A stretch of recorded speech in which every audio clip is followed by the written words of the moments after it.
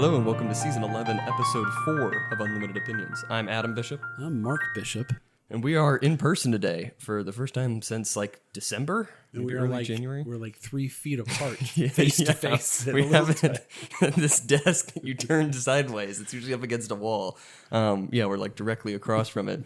It's been a couple weeks also since our last episode. We were late on the last week as well. We missed that episode. Correct. But no, I'm back in town for the summer, so at least for the next couple months, we should have in-person episodes. Yes. Hopefully. And we are, of course, reading the essays of J.R.R. Tolkien, The Monsters and the Critics, and other essays. This time talking about the first half of my favorite essay in this book, and maybe one of my favorite essays by Tolkien ever, On Fairy-stories. So we read up to, before he starts talking about the section about children and sort of the stories that are aimed towards children. So what do you think of the first half of this essay, talking about the different types of stories, how he categorizes stories and fantasy and things like that? Well, he, two things. Of course, he's a talented writer, of course. And so it's fun to read. Mm-hmm. And he has his own particular way of expressing himself. So you can hear his voice. Mm-hmm. And secondly, he is authoritative. Yes. In his opinions about fairy stories and what is or is not. Yeah. And he's making declaratory judgments. And I think he's right. I think he's right about his assertions here. But he starts off, with his style. He's always very humble. And I really like the opening of this. He says, "I propose to speak about fairy stories, though I am aware that this is a rash adventure. Faeries a perilous land, and in it are pitfalls for the unwary and dungeons for the overbold. And overbold I may be accounted, for though I have been a lover of fairy stories since I learned to read, and have at times thought about them, I have not studied them professionally. I have been hardly more than a wandering explorer or trespasser in the land, full of wonder, but not of information." Which is just ridiculously humble, because he is one of the leading experts on fairy story and myth and things like that. That was part of his topic of research. And this was originally given, we were talking about this before, this is in 1939. So right around the time, just after he published The Hobbit, this was given as the Andrew Lang Lecture, and then was published in print for the first time in 1947. And then this revised version was published in 1964. I mentioned as I was reading it to you that that introductory paragraph would be a good way just to have a narrator begin a story like in a movie. I propose to speak about, just to narrate the story, kind of like what's that one movie that I really enjoy? As You Wish. What's that called? I have no idea. Yeah, you know the movie, Princess Bride. Oh yes, and the young farmhand says "As You Wish," and that's how he said he loved her. Yes, and so there's a narrator, which is what's the actor's name? I don't know. He's really familiar. I know exactly what you're talking about. Yeah, he picture him. Played a detective on TV, but and then I'm drawing blanks on all the names. The kid is famous kid from the Wonder Years, I believe, a TV series from the 1980s. Oh. Famous child actor that kind of grew up on TV. I did not know that. But I kind of that introductory paragraph kind of reminded me of a good way to start a fairy story. Yes. Well, I stole this entire opening, or kind of paraphrased it for the paper that I presented on this essay. Oh. So if there's any essay that I can have any sort of authoritative input on or perspective on, it's this one, because I wrote a whole paper and presented on it. But I stole it for my own purposes, paraphrased him, and assuming that the audience would get the gist, because it was a Tolkien conference. I assume people would be at least a little familiar with the start of the essay here. I was at a police memorial breakfast a few years ago, speaking of plagiarism. It wasn't plagiarism. And it was quoting. There's a interesting judge who was the guest speaker, the keynote speaker.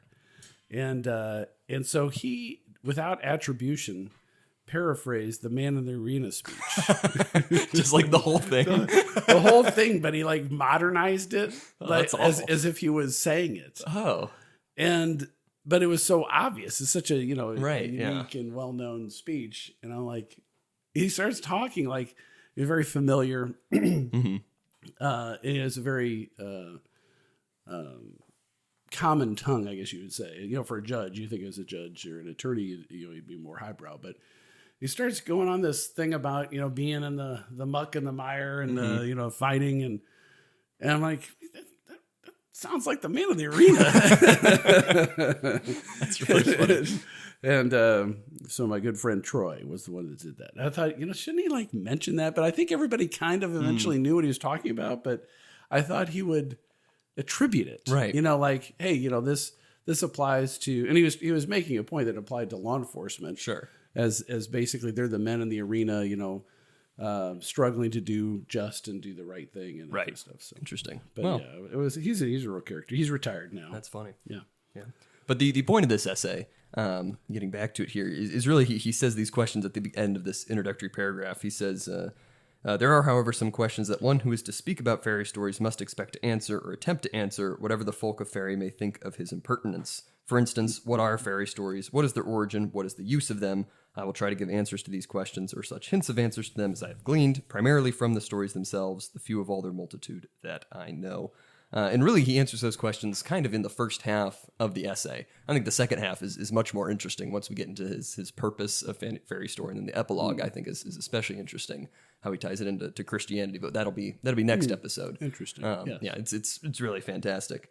Well, he spends a particular time defining what a fairy story is and what is not. Do you want to summarize that for the for the listener out there? Yes, of course. Well, and it's important keeping in mind this is the Andrew Lang lecture, and so Andrew Lang was like a very famous like folklorist mythology studying academic. Like that was his whole thing. And so he put out like a series of, and he's quoted many times in here, Andrew Lang. He put out these like color fairy books is what they're called. Like there's a whole set of them, like 12 of them, right around like the turn of the century and stuff like that, that were, each one was just like a collection of fairy tales like aimed at children. Each one was a different color. So you had the red fairy book and the green fairy book and the lilac fairy book. I don't think you're supposed to use that word anymore. Fairy? No, colored. Oh. Fairy too. I don't think we're getting around that one in this essay. Oh, okay. I guess you're not supposed to say fairy either. Yes, I guess not. Yeah. Back in the 70s, it was a free for all. Anyway. Right. I was just a kid then. Oh my gosh. But yeah, that's not what we're talking about. That is not what we're talking about. And he says we're talking about fairies. We're not. We're talking about fictional, sprightly creatures. No, that's wrong. No, that's very wrong. No. That's, yes, no, they're little. You know, like that thing from the Disneyland. You know, very wrong again. No, fairy thing. What is it? That was Godmother? No. It's the little thing on their icon. Like Tinkerbell? Tinkerbell, that's right. Tinkerbell's a fairy. Yes, and Peter Pan. But that's not what he says. He says that's really a modern misconception, right? He says, like, if you look at the Oxford English Dictionary, you won't find any help. Because he says, a fairy story is either a tale about fairies or a fairy legend, an unreal or incredible story, or C, a falsehood. So he gives those three definitions. That's wrong. But he says, if we accept the lexicographer's definition of fairies, supernatural beings of diminutive size and popular belief supposed to possess magical powers and have great influence for good or evil over the affairs of man, etc. He says, well, supernatural, that's a dangerous word also because it conveys like evil and things like that. But he says, it's really not the case. When we're looking at fairy properly understood, it's not, these little heavenly little sprites, but it's also not this pathway to dark, evil hell. Yes. He says, he quotes this poem.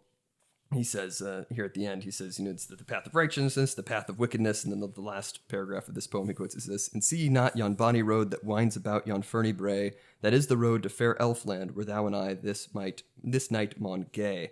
That we might see this other path. It's not heaven, it's not hell, it's this very natural thing. So he says it's not like this weird supernatural evil thing. Fairy, properly understood, is very natural. And really what he ends up saying is that fairy is essentially a place. Like he's saying, it's not just fantasy. Yes. Like it has some... It has to be a story about something present. Mm-hmm. Right, and he says like the first use, he says fairy is a noun more or less equivalent to elf is a relatively modern word, hardly used until the Tudor period. I'm on page 112 here. It says the first quotation in the Oxford Dictionary, the only one before AD 1450, is significant.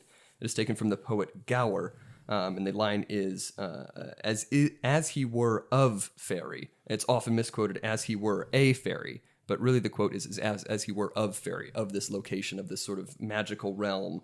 This other place, Elfland, is kind of how he describes it. And he says that's really what we should be looking at. It's sort of this other realm that all of these stories are set in some way. That's kind of what he's talking about when we're talking about fairy. Fairy's more of a location rather than just like this little creature with wings that flies around and like sits on flowers. Like that's just a horrible modern misconception that we have. That's not what we're talking about. Well, he talks about this other, and I didn't know the reference. So I guess at this academic thing, he's talking about Drayton's Nymphidia. This is 111 to 112. I thought it was funny. He talks about this story that is contained in there, and he says, there's two people, fallen. This gallant knight and angry husband fall into the mire, and their wrath is stilled by a draught of waters of Lethe, which I assume is some sort of body. The river, yeah. The river one. Yeah, in Greek mythology. And he says, it would have been better if Lethe had swallowed the whole affair. when he's first saying that's not right. that's not what we're talking about. Because that's like the characteristic example of this bad misunderstanding. Because they go to this realm, and the palace has windows of the eyes of cats, and for the roof, instead of slats, is covered with the wings of bats. Yes. And the knight has like a little a mosquito sting as his sword. He's like, that's just like this weird modern thing that we've come up with. That's not really what fairy properly understood is. Right. But yeah, so then he goes on, he says, I said the sense stories about fairies was too narrow. This is on page 113. Yes. Mm-hmm. It is too narrow, even if we reject the diminutive size, for fairy stories are not in normal English usage stories about fairies or elves, but stories about fairy, that is, the realm or state in which fairies have their being. Fairy contains many things besides elves and fays, and besides dwarves, witches, trolls, giants, or dragons. It holds the seas, the sun, the moon, the sky, and the earth, and all things that are in it. Tree and bird, water and stone, wine and bread, and ourselves, mortal men, when we are enchanted. And so that's really what he's talking about. Yes. Right? It's in some ways it seems like he's broadening the category to all kinds of other things, and then he sort of clamps it back down here in just a minute. Yes. But it's about like these fantastical realms, right? Mm-hmm. Some sort of other world, this enchantment, this world of enchantment that he's talking about. Well, then he goes on the top of 414. He says you can't even really articulate it definitively, which he's kind of starting to confuse me a little bit. So I mean, like it like you said, he's like it's not just these little fairy pixies or whatever and made up stories. It's more real about humanity and spirituality or whatever. But then he says I can't even articulate it. Right. But then he goes on to try to articulate. Yes. Right. Yes. Well, I mean, it's a difficult topic. And Yes. the saying it's more real, that's interesting. We'll see that come up in the second half. Mm-hmm. But yeah, no, he says fairy cannot be caught in a net of words, for it is one of its qualities to be indescribable, though not imperceptible. Yes. It has many ingredients, but analysis will not necessarily discover the secret of the whole. Yet I hope that what I give later to say about the other questions will give some glimpses of my own imperfect vision of it. So we kind of have to wait till a little bit later to kind of get the full idea of what fairy really is. But he does say, one of the key points, he says, there is one proviso. If there is any satire present in the tale, one thing must not be made fun of, the magic itself. And I think that's very important. He says, that must in the story be taken seriously, neither laughed at nor explained away. Of this seriousness, the medieval Sir Gawain and the Green Knight is an admirable example, which we talked about last time. So it's like you can't just poke fun at this magical premise, right? Yes. That has to be sort of a core element of the world, right? The magic has to be part of it. Yeah, it has to be like the given, like gravity. Mm-hmm. And I think that makes sense because otherwise, it's not really a fairy story. It's a story about fairy stories. Right. It's like too meta or something. Yeah, because it's like if in Sir Gawain and the Green Knight, the Green Knight gets his head chopped off and then runs away carrying his head, and then they'll just sort of make fun of it and the whole satire's about that, then the whole poem has no point, right? So you have to understand, like, this is part of the territory. You have to accept the magic. It's kind of like Monty Python's version of it. What do you mean? Well, like if Monty Python, and they made Monty Python, they would be like, it would be an absurdist tale. Yes.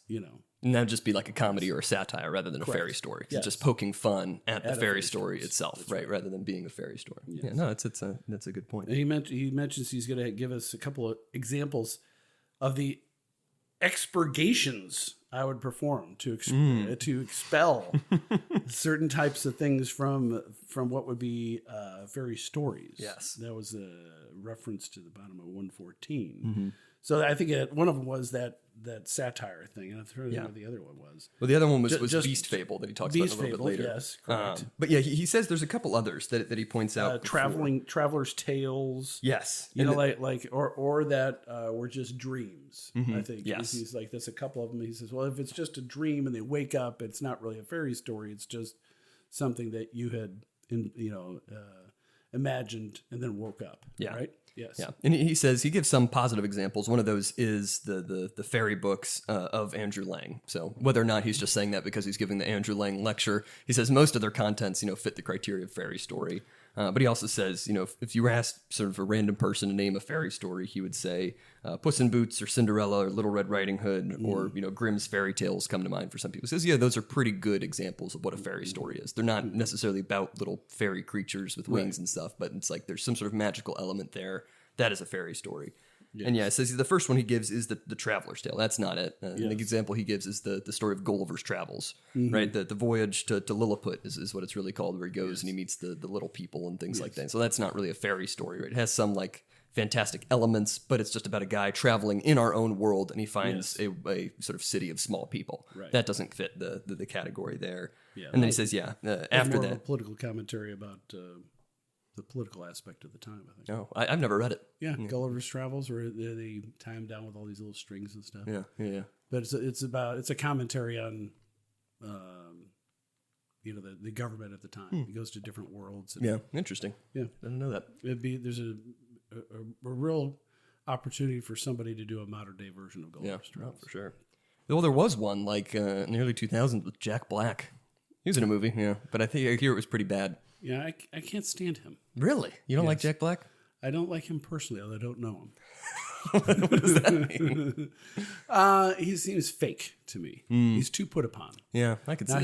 He was very good in School of Rock. No, I've never seen that. Oh, really? I've seen the show live. Oh, without him. Like a traveling thing. And I thought it was wrong-headed. Really? Yes. I've never seen the movie, so I just know about it. It's about of course I take my own political bent into everything, of course. But it's like the only reason why the students excelled at Rock was because they had a strong foundation in learning musical instruments the correct way, which is difficult and through long practice, and that's the only reason why they were even successful. When he comes in and he's like a transgressive, you can't be artistic. Well, you can only be artistic if you put in the work already, right? Free your mind. You know what? Yeah, if you're a lazy bum and you haven't worked at your talent, you're just gonna have gibberish. It's true. That's true. No, what was the movie I just saw? It's got Robert Downey Jr. playing the black guy. Oh, Tropic Thunder. Thunder. Yeah, he was in Tropic Thunder playing a heroin addict, and he did a very good job in that. And of course, he did a very good job voicing the Kung Fu Panda. That's true. Those movies are pretty good. Yes. Are they making a fourth one? I think they are. Is there already a fourth one? I don't know. I've seen 2. Oh, you haven't seen the third? No. I think the third was pretty good. Yeah. It's been he has that band. Yeah. Tenacious D. Tenacious D, and then they made disparaging comments about Republicans or something. Yeah. They're all left. No, it was a disparaging comment about Trump's assassination, I think. Oh, that's right. Then they ended up stopping their tour for a while. Yeah. But I mean, it's neither here nor there. Yeah. But he just seems like, I'm Jack Black. That's true. Yeah, he's kind of become like one of those actors like The Rock, where he just plays the exact same person in every movie that he's in. The Rock's got a new movie out. Does he? He's playing. Oh, I forget the guy's name. It's like a true story about how MMA started when they were like no holds bar fight tournament in Japan, I believe. Oh wow. Yeah, back in the early days when they're like like they had a sumo wrestler versus a karate guy. Like at the very beginning, it was just free for all. And I forget the kid, but he looks different. I don't know if they did makeup or if he. Well, I mean that's good because he looks the exact same. Like there have been he can't. I mean, in his defense, he has a very distinctive large. That's true. But he has been in 4 different movies where he ends up like in a jungle. Like where that's like the whole plot. Like there are 4 different movies, and I've seen pictures of it where it's like you put the 4 pictures side by side, and it's like you cannot tell me which picture this movie is from. It's the same thing each time. Yes, well, I would say in his defense of actors that do a good job at what they do, I would use the example of the Marx Brothers, who are the same characters in different settings, and they're brilliant, and they're still funny. Right. I mean, to this day, and they were from the 1930s. That's true. Yeah, but. I wouldn't put him in the same exact category, but he has a talent. That's true. Like he knows his market. I don't have a problem with The Rock. Really? It seems like you would. Why? You have problems with most things. Well, he works hard. He seems like an earnest person. He got involved in a little bit of politics, which I don't like. Right. Not with I think with Biden and Trump. Right. But whatever, he wasn't a real jerk about it. They're disparaging. He just says, I endorse this. And I respect people that speak out about it. But, when they defame any supporters, that's where I'm like, oh, come on, man. Yeah. But Jack Black bothers me. Yeah. I don't think he is. I think when he's being Jack Black, I think he's really miserable. I get a sense that he hates doing it, but he's doing it because he can't do anything else anymore. Yeah. And he probably would be maybe a pretty darn good dramatic actor if he would have brave enough to do it. We should invite him on the podcast and just psychoanalyze him the whole time. Like my advice to the author, Austin Freeman. Austin Freeman, I think he should write creative writing. Yeah, and I said that to him. Yeah, but that was a compliment, I think. Yeah, because he's such a talented writer. So I think Jack Black needs somebody like me in his life to say, go for a really, really tough. Maybe he's done a really tough role and I just haven't seen them. Yeah. But quit being the silly guy. Yeah. I can't. I think his most serious role was School of Rock, at least that I can think of off the top of my head, where he's just an earnest teacher trying to help the kids. But I don't know of any other movies where he's a real serious. I don't either. Actor. But we went down a really that was not a fairy story. No, that was just a complete tangent. But yeah, he says the next category, going back to Gulliver's Travels, which I think is how we got there. The next one is the dream story. Yes, he says he excludes any story where it's just and it was all a dream. Okay, well, then you're not really in fairy. You're just dreaming about it. And he points out Lewis Carroll's Alice in Wonderland stories, where it's kind of hinted at that, it's not actually real. It's just in Alice's mind and things like that. So that kind of ruins the whole thing. And the other one is the Beast Fable. And he spends a good amount of time on this because he says a lot of people's conceptions of the fairy stories are just beast fables, right? Where it could just be a story told with humans in the real world, but instead it's just animals. And so there's really nothing different, nothing too fantastical about it. It's just animals doing things that humans normally would. Right. Right. He says, and he gives the long example of the monkey's heart, where the shark is trying to trick the monkey into going to this place where they're going to use his heart to cure the king or something. He tricks him, saying, "Well, I left it in the sack back in the tree." Yeah, and the shark, I guess, believes him, and then the monkey gets off free, and then that's the end of the story. It's that could have just been two humans, so it's really nothing different. Right. And he gives the other examples: the fox, the nun's priest's tale, Brer Rabbit, the three little pigs.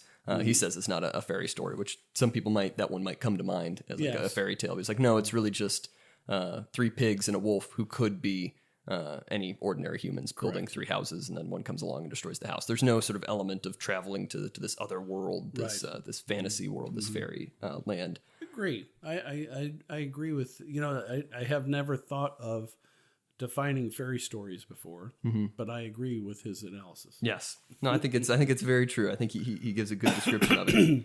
But then he turns, after he says, okay, this is kind of the negative examples of what a fairy story isn't. So what are the origins of fairy stories if we're thinking about them properly? He went further in this than I would have anticipated or desired. Really? I enjoyed it. I know you did. But he says that there's really kind of a misguided approach to these things, right? Because you have these folklorists who try and pick out these similar elements that you find throughout stories. And he says they're the ultimate conclusion that they come to is these are just the same story reinterpreted by different cultures, right? Yes. He says we read the myths and the origin of the common myth stories of different cultures. He says there's some value in studying that and how sort of stories are transmitted across cultures. But he says we read that Beowulf is only a version of Dat Erdmanniken, that the Black Bull of Norway is Beauty and the Beast, right? So it's really just the same story, just told in different places. He says, well, that's just because you're trying to simplify it to its component parts. He says statements of that kind may express an undue abbreviation, some element of truth, but they are not true in a fairy story sense. They are not true in art or literature. It is precisely the coloring, the atmosphere, the unclassifiable individual details of a story, and above all, the general purport that informs with life the undissected bones of the plot that really count. Shakespeare's King Lear is not the same as the Liamon story in his Brut. And he goes on to give some other examples here. It's well, if you're just boiling it down to its basic plot, you've completely removed the story from it, right? It's all of these details, all of the sort of colorings that give it its nature as a story. If you say, well, this is just the same as this, just in a different location, well, then you've just completely removed the story out of it entirely. Yes. Just boil it down to a basic plot. What page were you just on? 119 to 120. Okay, yes. I didn't want to go ahead because I always Yes. want to pull back. Well, can I that's go ahead? yes. Go ahead. All right, because I think what his conclusion is I assume you have this marked too. 122 at the end of that. I am going to pull you paragraph. back, but go ahead.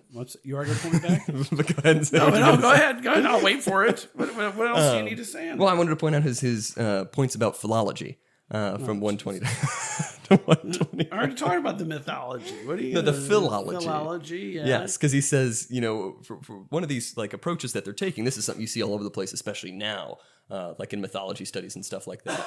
And this is sort of growing up, at the time that Tolkien was writing, is that you're combining sort of mythology studies with language studies. Yes. Which can help in some ways, but you're trying to like say that this element of this story came out of this in the same way that the language evolves. And so like the languages pass along stories in the same way, like words change and stories change over time. Yeah. You kind of track them through languages. And some of that's true.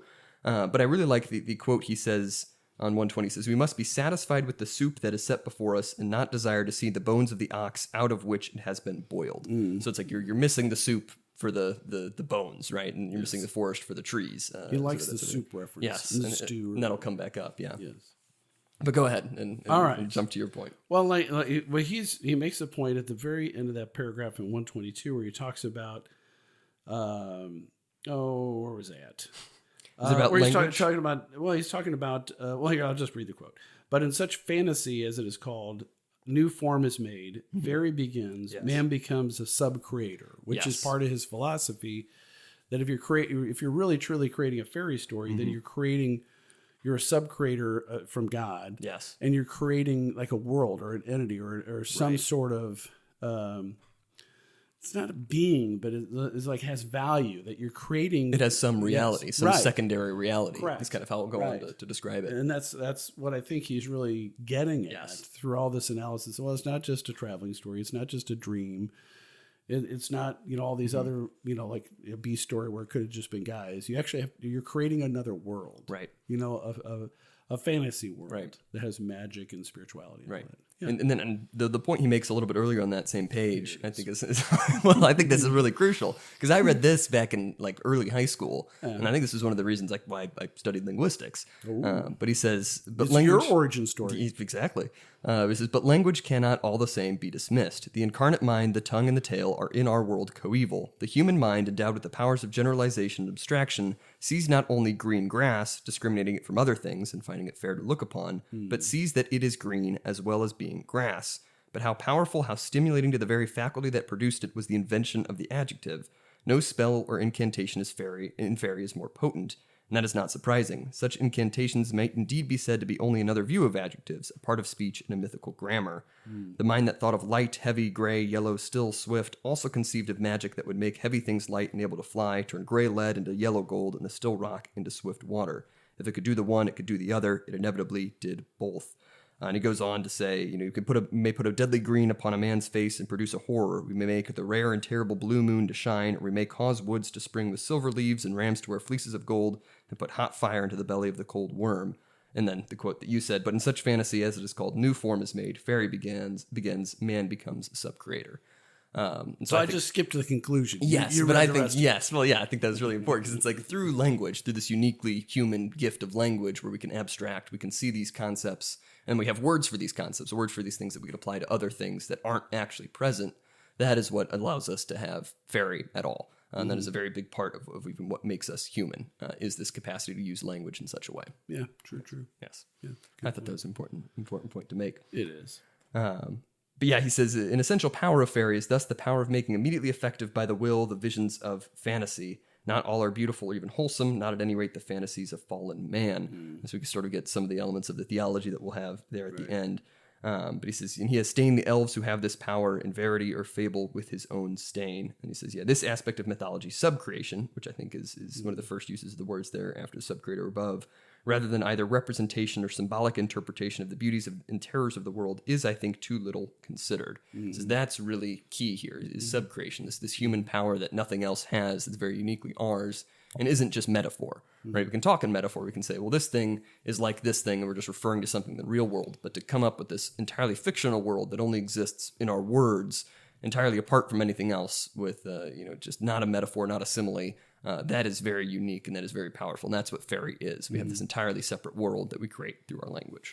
You know, I'm seeing these references to, not to Tolkien and not to sub-creators, but I'm seeing it more and more. And I think there's especially like in men trying to motivate other men to do things with their lives, you know, like be goal oriented and do things and create things. Right. You know, I'm seeing that more and more. Maybe I'm just paying attention to it more, but you know, that there seems to be a real push in our culture from within the culture. Like we just don't want to be cogs in the wheel anymore. It's not just about making money. It's about making something of yourself and of the people around you, your community, and then being creative with things that your talents. Right. And maybe I'm just noticing it more, but I feel like there's a vibe shift, a culture shift. Well, that's in the last couple of years, and I'm getting. Some days I'm more optimistic than others, but I'm getting more optimistic about that.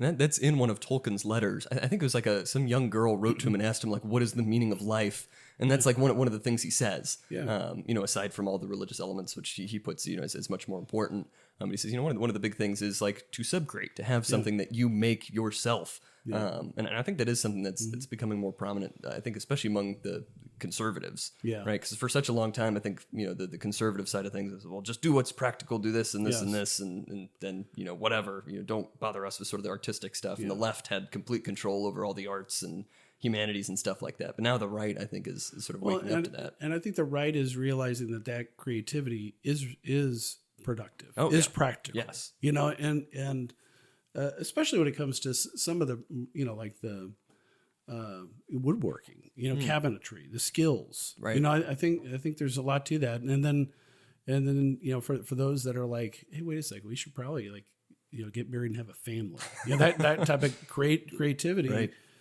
I think is starting to come back in vogue. I don't know if maybe we're too far gone, but I mean, I think if you spend enough time just surrounded by ugly concrete buildings and weird like leftist abstract art, you're gonna be like, well, somebody's got to do something about this. We have to do something different. Yeah. Maybe we shouldn't have just given up on all these things. Well, you know, I've mentioned before in the podcast that Tucker Carlson really keyed me into that one. It's like he was talking about our ugly architecture and the, you know, the commoditization of architecture and the marketing of buildings and signs and stuff. And it is kind of dehumanizing. Yeah. And I used to I've done a whole 180 on that one because I used to, especially from a city planning perspective, I thought, you know, what right does the city or the community have to restrict some property owner's use of, you know, putting up a huge Jack in the Box sign with a big Jack in the Box up on there and neon lights that blast out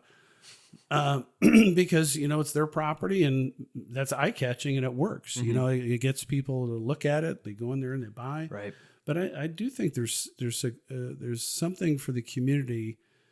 There's a value to have objectively beautiful things and to have certain basic standards for architectural. And I used to think that like you'll see a lot more restrictions in more affluent areas for design and construction, like retail signs have to be close to the ground, but not block your point of view. So if you go to like Ladue or even like Creve Coeur, I think has some restrictions, which is a large city right off of the interstate.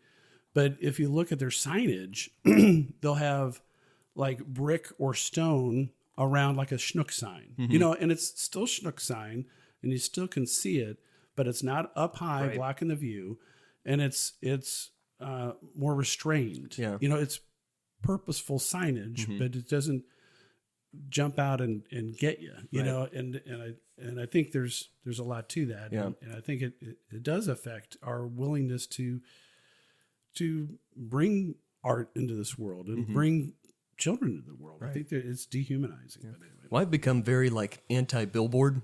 recently because I've been driving like all over the country the past couple of weeks. But it's like there's some really beautiful landscape in our country, and I think this is one of the reasons that like when Europeans visit the country, they're like, "Oh, well, America isn't that nice."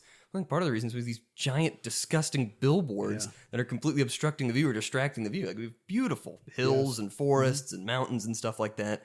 You can't go more than like 2 miles down the road without seeing a giant McDonald's ad, or even worse, like all the adult store ads that are like on every major highway. And it's just like disgusting. The attorney ads, all sorts of attorney ads. Alexander Shannara, I see those all the time. Shannara. But it's like it's really awful. Like it is, I think, dehumanizing. Very much so. Well, in Jefferson County years ago, they adopted a master plan. I think it's still in effect. And they restricted all billboards on new Highway 21. So Highway 21 used to be a 2-lane road down the middle of the county. Right. And it wound through, and now it's a divided 4-lane highway. You notice there's no billboards. You go from Hillsborough all the way up to South County. There's not a single billboard. I would approve of complete statewide laws. There's no new billboards on new highways. And they have restricted it from time to time. But the billboard lobby is pretty powerful, actually. Really? Yeah, because the politicians want to advertise an election season. Right, and put their face up on the billboards and highways. If you're not going to approve of opening this up to at least limited of course it's not limited, we're never going to allow you to put an ad on any of our billboards, and we're going to let your opponent do it. That's pretty effective. So it's that sucks. Anyway, where were we? I don't know. Yeah, we were talking about, because we were talking about, the sub-creation and stuff like that. And he brings up this other point where some people talk about myth as it's just an allegory. This is on 123. He's talking about like the Olympians. I'm 2 pages ahead of you.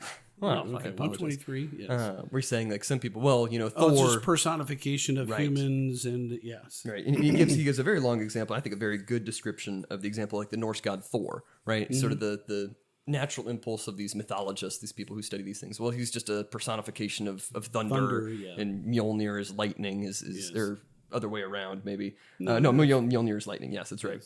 But he says, no, he has a character, right? Yes. He's not just this personification quick of things. To anger and quick to anger. And he represents like the farmer, this red-bearded man that would have been this common figure to the Norse people. Yeah. He says you can see how you can get those things, how those things are related, but trying to separate one from the other is ridiculous, right? We're trying to say, well, the personification of thunder came first, and then he was assigned this personality, or the personality came first, and because of that, he was assigned, thunder as sort of his role.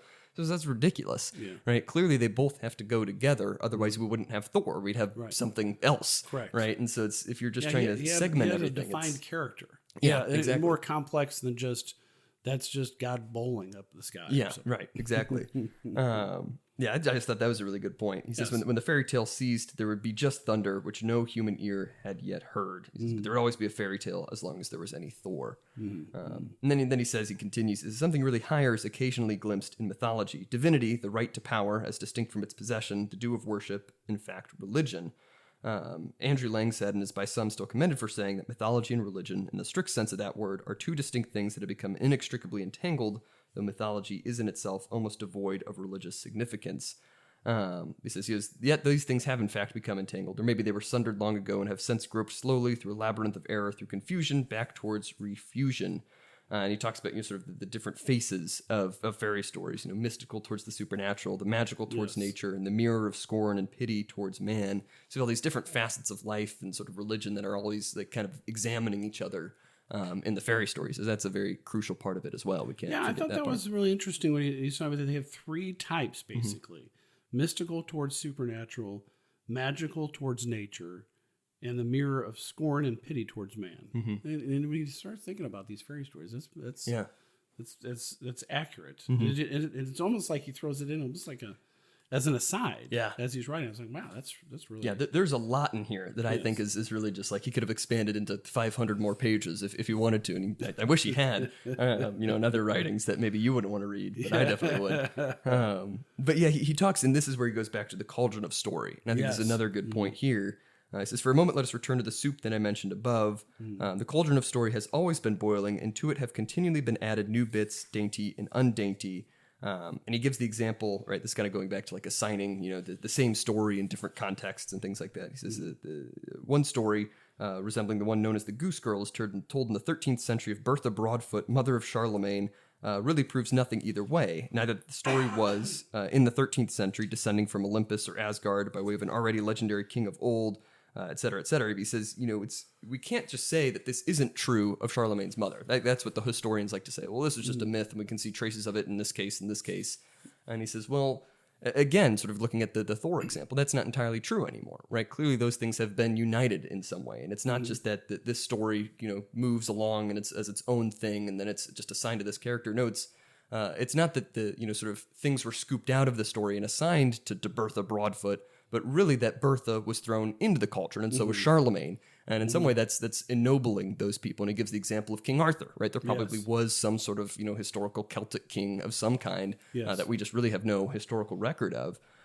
He says, it seems fairly plain that Arthur, once historical, was also put into the pot. There he was boiled for a long time, together with many other older figures and devices of mythology and fairy, and even some other stray bones of history, until he emerged as a king of fairy. Yeah. And he says, well, that's a much more beautiful way to look at it, and probably a much more true way to look at it, rather than we scooped this out and assigned it to this king. No, the king himself was thrown into this pot and is part of an element that's always boiling, and every so often we just take some ladles out and throw some other stuff in. And that's really a better analogy for how we can look at story there.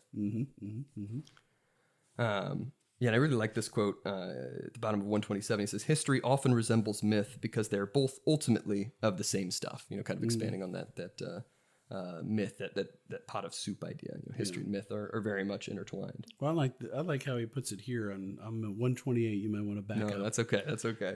There are many things in the cauldron, but the cooks do not dip in the ladle quite blindly. Like it's purposely. Right.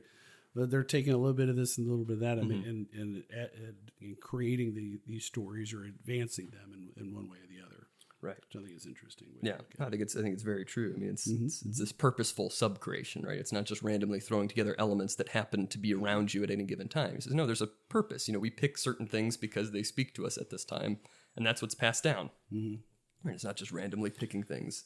And you can kind of see, I'm going to use as a trite example, but you can kind of see like these silly things that they're like memes about Trump, right? They're mixing him in, like they show him like a missile. What was the one I saw today? Like a muscle-bound Trump with eagles and stuff, and it's like an AI version of him, or like the one over the weekend where the AI version of Trump is the Pope. Yeah, that's ridiculous. Which is obviously just trolling, but it's funny because people accuse his supporters of seeing him as some sort of religious figure, divine figure or something. And for him to post that, and then of course it stirs up people saying it's disrespectful, this and that. And maybe it is a little bit, I don't know. I think it is a little bit. Well, it's not him as Pope Francis. True, but still. I don't know, it's disrespectful. I mean, like a week after Pope Francis's death, a lapsed Presbyterian posting himself as the Pope, the head of the Catholic Church. Well, that's not great. I still think, certainly within this term, he's going to convert to Catholicism. You think so? I hope think so. I think in the year 2025, he's going to convert. I think he's. That's a bold prediction. I think he's a long way there. Yeah, actually. Yeah, probably. And with the right bishop, not like us bishops, but a bishop, because he's got JD. Right. I bet you he's working on him a little bit. For sure. And he's got some other Catholics that are around him. Yeah, that are pretty prominent. That are.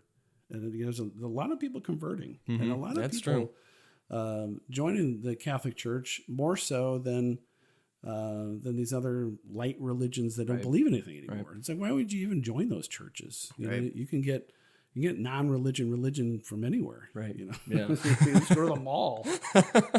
That's true. At least believe in something. Well, I know I've said this on the podcast before. There were 65 who were confirmed, 20 of which I think about 20 who were baptized, who were never baptized down at the parish down in Gainesville. Yeah. But we were talking to, there was a professor who came for a Thomistic Institute event who was from Germany. I don't know if I mentioned this story to you or on the podcast. But she was saying, she's been in, the U.S. for like 8 years now, 6 or 7, 8 years. She said it's just a completely different environment. I mean, Germany's in a bad state, Catholicism-wise.